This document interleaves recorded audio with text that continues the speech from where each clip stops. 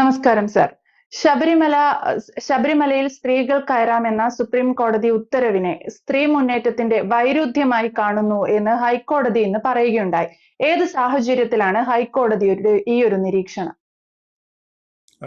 നീതു, ഇത് ഹേമ കമ്മിറ്റി റിപ്പോർട്ടുമായി ബന്ധപ്പെട്ട ഒരു കേസ് പരിഗണിക്കുന്ന സമയത്താണ് ഹൈക്കോടതിയുടെ ഒരു ഡിവിഷൻ ബെഞ്ച്, അതിൽ AK ജയശങ്കരൻ നമ്പ്യാരുണ്ട്, പിന്നെ CS സുധയുണ്ട്, ഈ 2 ജഡ്ജസ് ചേർന്നിട്ടുള്ള ഒരു ഡിവിഷൻ ബെഞ്ചിൻ്റെ ഒരു ഒബ്സർവേഷനായിട്ടാണ് ഇത് വന്നിരിക്കുന്നത്. നിയമപ്രകാരമുള്ള ഒരു പ്രധാനപ്പെട്ട കാര്യം, ഏതെങ്കിലും ഒരു കേസ് പരിഗണിക്കുന്ന സമയത്ത് അതുമായി ബന്ധമില്ലാത്ത മറ്റൊരു കേസിനെ കുറിച്ചുള്ള പരാമർശങ്ങൾക്ക് ലീഗലായിട്ടുള്ള യാതൊരു വിധത്തിലുള്ള വാലിഡിറ്റിയും ഇല്ല. അപ്പോൾ അങ്ങനെ നോക്കിക്കഴിഞ്ഞാൽ ഇത് ഈ ഡിവിഷൻ ബെഞ്ചിൻ്റെ മറ്റൊരു വിഷയത്തിലുള്ള ഒരു അഭിപ്രായം എന്നതിനപ്പുറത്തേക്കുള്ള വലിയ പ്രാധാന്യം അതിന് കൽപ്പിക്കേണ്ടതില്ല എന്നുള്ളതാണ് നിയമപരമായിട്ടുള്ള വസ്തുത. കാരണം ശബരിമല വിഷയം എന്ന് പറയുന്നത് എൻറ്റയർലി ഡിഫറൻ്റ് ആയിട്ടുള്ള ഒരു കേസാണ്. ശബരിമലയിലെ യുവതീ പ്രവേശം എന്ന് പറയുന്നതുമായി ബന്ധപ്പെട്ട് സുപ്രീം കോടതി പരിഗണിച്ച കേസാണ്. ഇനി അതിനുമേലുള്ള അപ്പീലുകളിൽ തീർപ്പ് കൽപ്പിക്കുന്നതിന് വേണ്ടി അതിനെ ഒരു വിശാലമായിട്ടുള്ള ബെഞ്ചിലേക്ക്, ഒരു ലാർജർ ബെഞ്ചിലേക്ക് വിടുന്നതിന് വേണ്ടിയിട്ടുള്ള തീരുമാനമെടുത്തിരിക്കുന്നതും സുപ്രീം കോടതിയാണ്. അപ്പോൾ ആ ഒരു ബെഞ്ച് കോൺസ്റ്റിറ്റ്യൂട്ട് ചെയ്ത് അതിനു വേണ്ടുന്ന കാര്യങ്ങളൊക്കെ ചാർട്ട് ചെയ്തതിന് ശേഷം അത് ഷെഡ്യൂൾ ചെയ്യുക എന്നുള്ളതാണ് പ്രധാനം. അപ്പോൾ അതുകൊണ്ട് ഈ വിഷയത്തിൽ ഈ ഡിവിഷൻ ബെഞ്ച്, കേരള ഹൈക്കോടതിയുടെ ഡിവിഷൻ ബെഞ്ചിൻ്റെ പരാമർശത്തിന് ഈ വിഷയവുമായി ബന്ധപ്പെട്ട ശബരിമലയിലെ യുവതീ പ്രവേശം എന്ന വിഷയവുമായി ബന്ധപ്പെട്ട ഒരു ലാർജർ കേസിൻ്റെ മെറിറ്റിലേക്ക് യാതൊരു വിധത്തിലുള്ള കോൺട്രിബ്യൂഷനുമില്ല. അവിടെ അതിന് കോട്ട് ചെയ്യുന്നതിന് യാതൊരു വിധത്തിലുള്ള പ്രസക്തിയുമില്ല, ഒന്നുമില്ല. കാരണം ഇതൊന്നും തന്നെ ഒരു ജഡ്ജ്മെൻറ്റിൻ്റെ ഭാഗമായിട്ട് വരുന്നതല്ല. ആൻഡ് ഈവൻ ഇഫ് അങ്ങനെ ഒരു ജഡ്ജ്മെൻറ്റിൻ്റെ ഭാഗമായിട്ട് ഇത്തരത്തിലുള്ള ഒരു പരാമർശം വന്നാലും അൺറിലേറ്റഡ് കേസ് ആയതുകൊണ്ട് തന്നെ അതിൻ്റെ മെറിറ്റിനെ പരിഗണിക്കാത്തത് കൊണ്ട് തന്നെ കേവലമായിട്ടുള്ള ഒരു ബെഞ്ചിൻ്റെ അല്ലെങ്കിൽ അതിലെ 2 ജഡ്ജിമാരുടെ വ്യക്തിപരമായിട്ടുള്ള അഭിപ്രായം എന്നതിനപ്പുറത്തേക്കുള്ള ഒരു മെറിറ്റ് ഈ വിഷയത്തിൽ ഇല്ല എന്നുള്ളതാണ് പ്രധാനം. പക്ഷേ അതിൻ്റെ ഒരു കോണ്ടെക്സ്റ്റ് ഉണ്ട്. അതായത് ജസ്റ്റിസ് നമ്പ്യാരും ജസ്റ്റിസ് സുധയും പറയുന്ന ഇതിൻ്റെ ഒരു കോണ്ടെക്സ്റ്റ് ഉണ്ട്. ആ കോണ്ടെക്സ്റ്റ് എന്ന് പറയുന്നത് കേരളത്തിലെ സ്ത്രീ ശാക്തീകരണം, സ്ത്രീ മുന്നേറ്റം, ഇതൊക്കെ തന്നെ എത്രത്തോളം പുരോഗമിച്ചിട്ടുണ്ട്, ഇന്നത്തെ സമൂഹത്തിൽ എത്രത്തോളം പ്രാതിനിധ്യം സ്ത്രീകൾക്ക് കിട്ടുന്നുണ്ട്, പ്രാധാന്യം സ്ത്രീകൾക്ക് കിട്ടുന്നുണ്ട്, പൊതു ഇടങ്ങളിലും വ്യക്തിപരമായിട്ടുള്ള സ്പേസുകൾ, പ്രൈവറ്റ് സ്പേസുകളിൽ എത്രത്തോളം അത് കിട്ടുന്നുണ്ട് തുടങ്ങിയ കാര്യങ്ങളുമായി ബന്ധപ്പെട്ട ചില ഒബ്സർവേഷനുകളാണ്. ആ ഒബ്സർവേഷനുകൾ 100% ശരിയാണ് എന്ന് തന്നെയാണ് എൻ്റെ അഭിപ്രായം. അതായത് ശബരിമല വിഷയവുമായി ബന്ധപ്പെട്ട അവരുടെ ഒബ്സർവേഷനോട് വിയോജിക്കുമ്പോഴും സ്ത്രീകൾക്ക് കേരളത്തിലുള്ള പ്രാതിനിധ്യം, പ്രാധാന്യം, ഈ 2 കാര്യങ്ങളെക്കുറിച്ചിട്ടുള്ള അദ്ദേഹത്തിൻ്റെ അല്ലെങ്കിൽ ആ ഡിവിഷൻ ബെഞ്ചിൻ്റെ ഒബ്സർവേഷനോട് ഞാൻ പൂർണ്ണമായിട്ട് യോജിക്കുകയാണ്.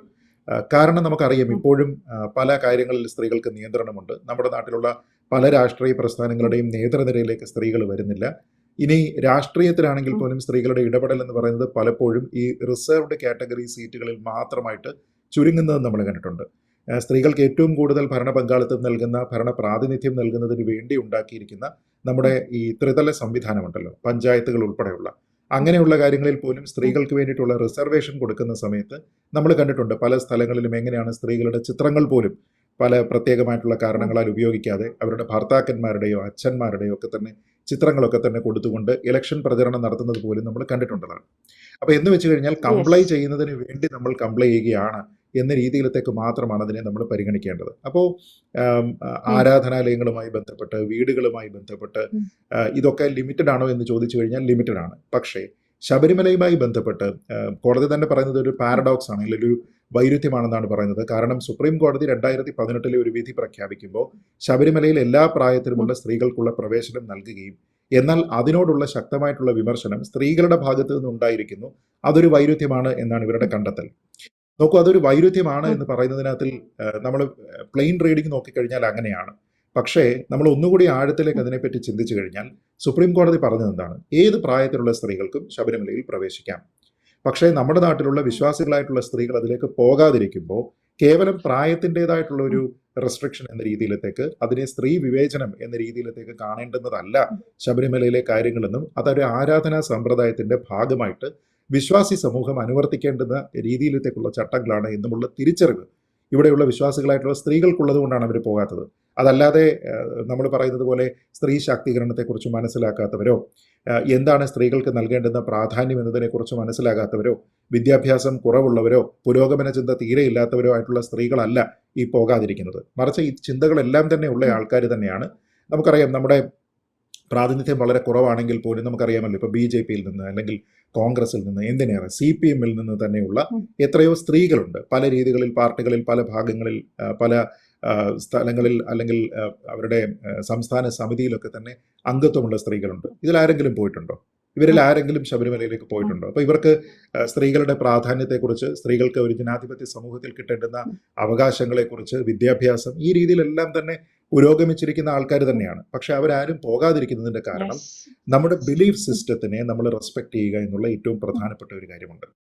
ഇപ്പോൾ ശബരിമലയിലെ കാര്യം നമ്മൾ നോക്കിക്കഴിഞ്ഞാൽ സമാനമായിട്ട്, അപ്പോൾ അത് സ്ത്രീ വിരുദ്ധതയാണ് എന്ന് പറഞ്ഞാൽ ആറ്റുകാൽ പൊങ്കാലയെ നമ്മൾ എങ്ങനെ വിശേഷിപ്പിക്കും? അങ്ങനെയാണെങ്കിൽ ആറ്റുകാൽ പൊങ്കാല എന്ന് പറയുന്നത് ലക്ഷോപലക്ഷം സ്ത്രീജനങ്ങൾ മാത്രമായിട്ട് അവർ ദേവിക്ക് വേണ്ടിയിട്ട് അവരുടെ അർച്ചന നടത്തുന്ന, അവരുടെ നിവേദ്യം നൽകുന്ന ഒരു ചടങ്ങാണ്. അതിനു വേണ്ടുന്ന സൗകര്യങ്ങൾ പുരുഷന്മാർ ഒരുക്കുന്നു എന്നതിനപ്പുറത്തേക്ക് നേരിട്ട് പൊങ്കാല ഇടുന്നത് സ്ത്രീകളാണ്. അതിനെ നാളെ പുരുഷ വിവേചനം എന്ന രീതിയിലത്തേക്ക്, അല്ലെങ്കിൽ പുരുഷ വിദ്വേഷം എന്ന രീതിയിലത്തേക്ക് നമ്മൾ അതിനെ ചിത്രീകരിക്കാൻ ശ്രമിച്ചാൽ എങ്ങനെയാണ്?